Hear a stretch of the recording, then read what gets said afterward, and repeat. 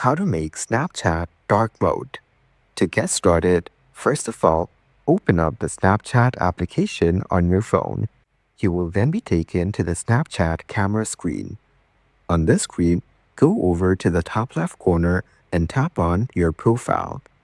On this page, you can edit and view your profile information.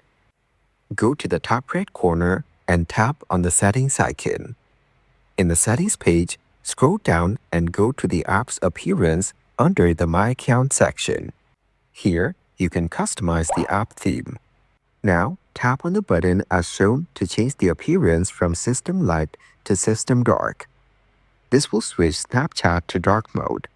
Then tap on Apply Theme at the bottom. As you can see, Snapchat has now switched to dark mode. So, by following these simple and easy steps, you can easily make Snapchat dark mode.